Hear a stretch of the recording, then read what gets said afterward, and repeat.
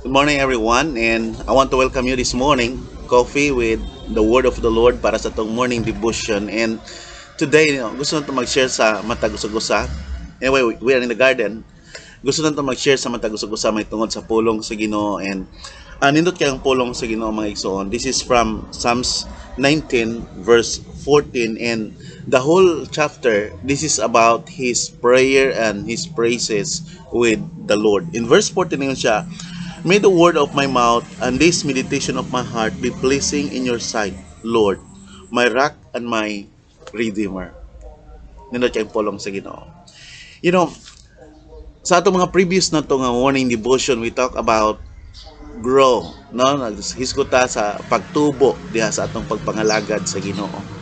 And we started, no, nagsugod ta, the time we know the Lord and we receive Him as our God and Savior diha sa atong matag kinabuhi.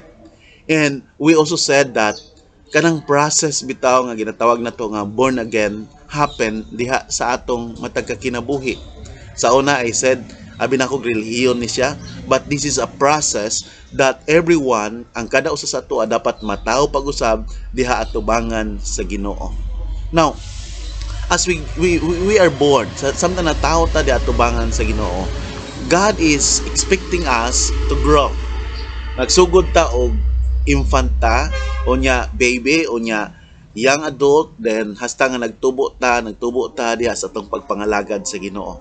That is why lahi-lahi ang atong adjustment sa matag usa-usa, because we know that this is still young, and sometimes kita nato nga nag-alagad na sa Ginoo pero tungod kay bata pa, no, medyo mura pod og bata. Ingon si Paul, when I was young, sa Apostle Paul ingon siya, when I was young I talked like a child, no, when I was a child I talk like a child, I think like a child, and inana siya. When I grow up, siya I give up my childness. So inana po sa itong pagpangalagad sa Ginoo. God wanted us to grow. Nagsugod ta nga nataw ta diha atubangan sa Ginoo niyan. Amana mo tubo ta diha sa itong pagpangalagad sa Ginoo. And moabot ta ani nga point sa atong kinabuhi. Ingon sa diri nga, may the word of my mouth and the meditation of my heart be pleasing in your sight, Lord. Moabot ani nga time sa atong kinabuhi ba mga igsoon, nga ang mga butang nga naa sa atong kasing-kasing, ang mga butang nga nagagwa sa atong baba, ang mga butang nga naa sa atong hunahuna, makapahimuot diha sa atong Ginoo. Usahay ma-remember nako nang ingon sa Ginoo nga ada sa Ephesians chapter 6, ingon nga put on the helmet of salvation. We need to protect our head. We need to protect our mind. We need to protect ourselves. Nga naman, the full armor of God, kinahanglan nato isulob. Nga naman, sometimes, kinatong nahuna, daghan kay sa nga tanan, or mo ni sa ginalandingan sa kanabang pagdagit-dagit sa kaaway sa kinabuhi sa tao. That's why, ingon siya diha, no, sa Romans chapter 12 verse 2, isa nga, do not conform any longer to the pattern of this world, but be transformed by renewing of your mind. Then you will test and approve what God's will is. Every day, kinahanglan nato ni nga i-surrender atong hunahuna sa Ginoo, ipabago atong hunahuna sa Ginoo hasta nga maabot ang panahon nga ang atong hunahuna ba mo align na diha sa plano o kabubuton sa Ginoo. And this is through the word of the Lord. Pinaagi ni siya sa pulong sa Ginoo. And not only that, ang atong hunahuna, no, kay diri magsugod o pamuhat sometimes ang enemy, then it will sink down diha sa atong kasing-kasing. Kung atong hunahuna na puno sa pulong sa Ginoo, mo sink ni siya paingon sa atong kasing-kasing, unya nga atong kasing-kasing mapuno sa pulong sa Ginoo, and we started to grow in love with the Lord. Musugod ang tubo sa gugma nato diha sa atong Ginoo. Ingon nato diha nga, love the Lord with all your heart, with all your soul, and with all your strength. This commandment that I give you today is to be upon your heart. Ingon sa diha sa Deuteronomy chapter 6. So, this is God want us to do sa atong kinabuhi as we grow. Mabago ang atong hunahuna, mabago atong panglantaw, na mabago atong kinabuhi, and ang atong kasing-kasing pod mabago siya, mapuno siya diha sa paghigugma sa Ginoo, and this will came out that even the word that will come out from our mouth is full of praises, worship diha sa atong Ginoo. Mga igsoon, I learned this.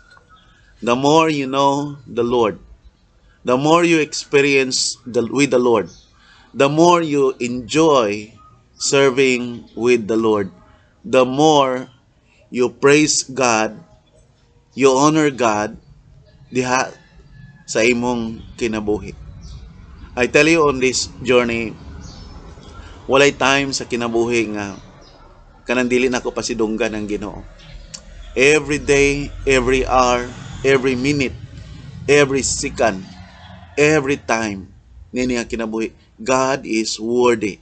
Takos gyud siya, angayan gyud siya nga simbahon, daygon, pasalamatan, angayan gyud siya nga ibayaw, angayan gyud siya nga iwali, angayan gyud siya nga pasidunggan. No, usahay bisag lisod kay sa tanan like this, pero we are trying to do everything nga mapaabot lang gyud ang pulong sa Ginoo diha kanimo, diha sa matag usag-usa, bisag lisod kay, bisag usay mao pay pagmata nato, but we try na naning kamot ta because God is God. No, nga takos gyud ang ngayon jud nga daygon simbahon sa atong tagsa-tagsa nga kinabuhi. Last night nag-share ko sa during the prayer meeting, and I said no nga importante kay sa nga tanan ang pulong sa Ginoo diha sa atong kinabuhi. Ingon sa Ginoo, preach the word. Sa Timothy, 2 Timothy, preach the word in season and out of season. You know, maybe this time, I don't know kung makaingon ba ta nga today or this time sa atong kinabuhi, because we are facing pandemic, we are out of season. But ingon sa Ginoo, preach the word in season and out of season. We are trying no nga magtudlo, magwali sa pulong sa Ginoo bisag inani atong situation, bisag naga-adjust sa camera o sa hingit-ngit kay sa nga tanaw sa di mabati itong tingo, pero we try because we want you, and this is our prayer, that you will grow diha sa pagpangalagad sa Ginoo. This is my challenge for you today. God is God who who designed sa imong kinabuhi for you to grow diha kaniya in your journey with Him. Ang Ginoo magapakamay, magapanalangin kanimo. I want to pray for you. Father, help us, O Lord. Bless us, O God, today. I pray, O Lord, for those people, Father, that magtanaw nini nga video, O Lord. Ikaw magapamuhat diha silang tagsa-tagsa ka kinabuhi.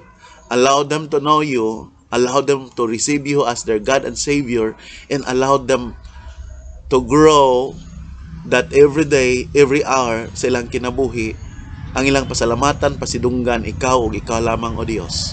Salamat, Ginoo, that even from the situation that we are facing, that we have, dili mapugnan, Ginoo, ang pagsangyaw sa imong pulong. We honor you, Lord. We praise you. Salamat iningatak na, Ginoo. Bless your people, O God. Cover them with your precious blood. In the blood of Jesus, gigiulat niya doon sa krus sa Kalbaryo. In Jesus' name we pray. Amen. Amen. Salamat mga igsoon. Again, welcome Coffee with the Lord.